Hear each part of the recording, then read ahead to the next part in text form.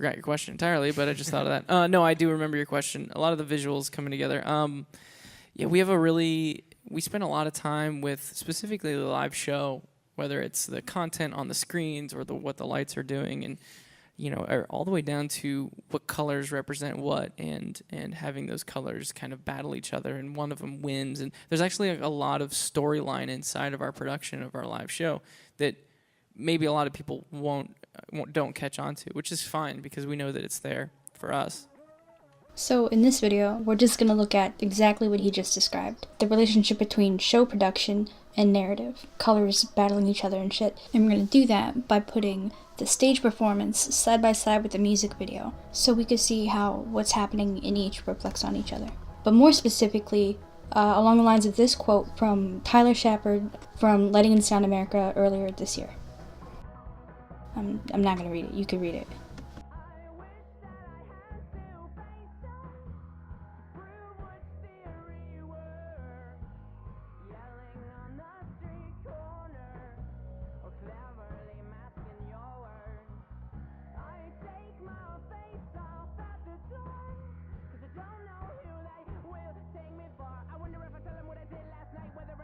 Alright, so let's watch this play out. And there's some light commentary in here, but for the most part, this is just to make it easy for you to watch.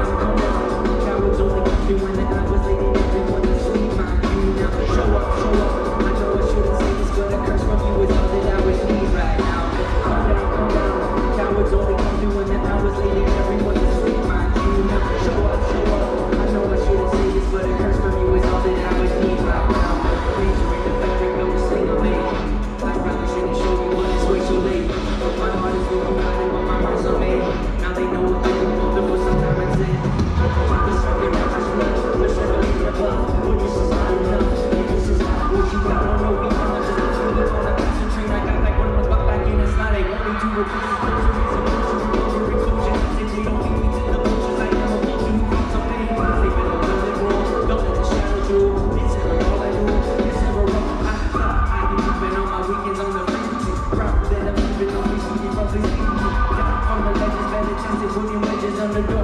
Keep you putting wedges on the doors. Chorus first, now here comes the 8-way. Haven't seen you other with your structure, competition for competition.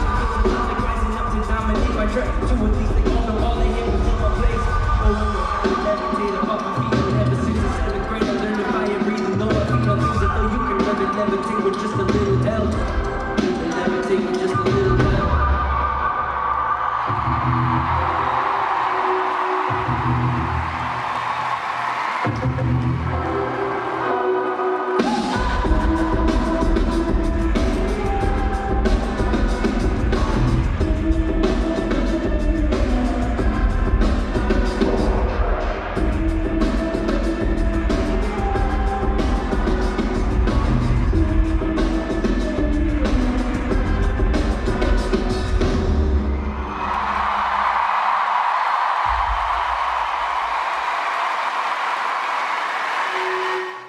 Alright, so what does this tell us? 1, it did what Shep said it would do. We saw red and white and green and yellow battling back and forth, and then yellow and red. We saw that sometimes there's an overt, explicit relationship between the lighting and what's happening in the plot, and we saw that sometimes there's a more implicit, contextual one, like the battling back and forth between red and yellow. But it also gives us a basis for looking at some of the elements that Shep's quote doesn't mention, like this orange that is maybe a little too fast to see.